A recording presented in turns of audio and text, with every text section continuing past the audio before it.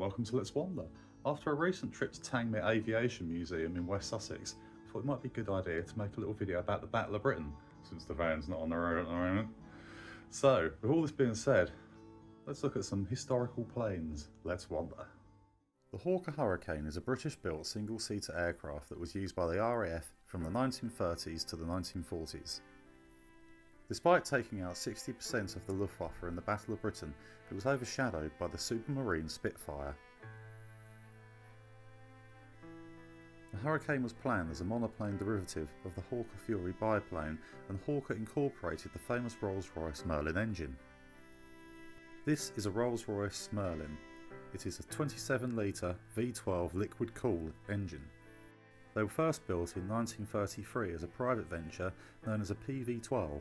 The first variant came out in 1936 and was originally installed in light bomber aircraft, and the vast majority were in fact used more on the Lancaster bomber than in the Spitfire or Hurricanes. This is the Spitfire prototype K5054. It is the prototype Spitfire, and it made its first flight on the 5th of March 1936. It crashed several times, and in the end it was written off at the start of World War II. Reginald Joseph Mitchell, OBE, was the man who led the design team.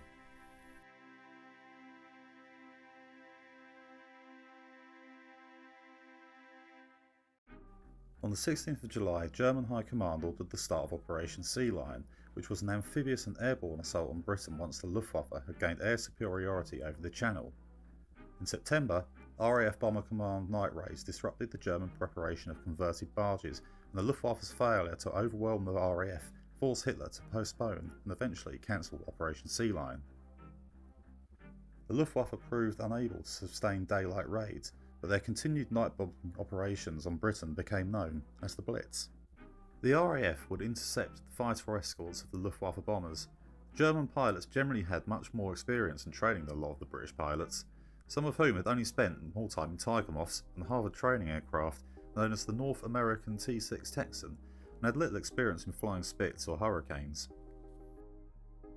The Luftwaffe, however, had won campaign after campaign, and at the beginning of Operation Sea Lion they outnumbered the RAF at 4-1. In September, the RAF bombed converted barges that the German army had assembled for the French coast. The German High Command was so sure of victory, Hermann Goering even went as far as having a victory baton made, celebrating the defeat of the RAF.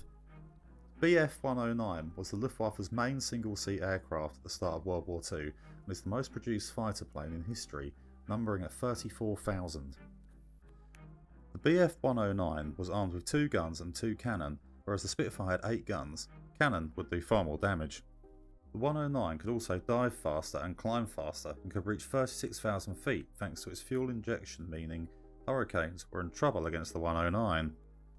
The Spitfire, however, was faster and could perform tighter turns, and at the start of its role in the war had been fitted with cannon that had to be mounted sideways in order to fit them inside of the elliptic wing. If a pilot pulled a high G turn in a dogfight, the cannon would often jam. Something else the RAF had on their side was radar. Dozens of radar stations had been put up along the British coast. The system was called Chain Home, and was the first early warning radar system of its kind. Men and women in the radar stations could detect approaching German aircraft from up to 80 miles away.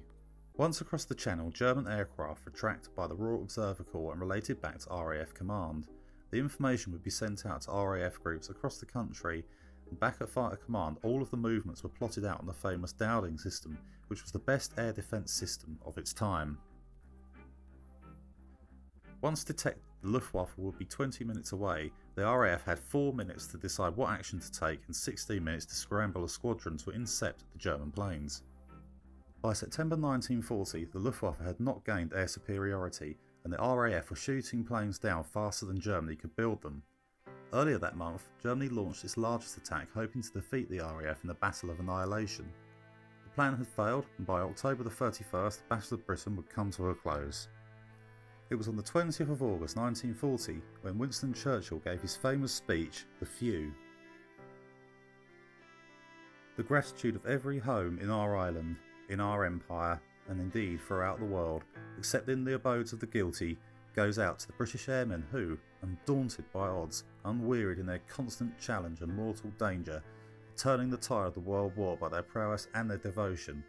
Never in the field of human conflict was so much owed by so many to so few.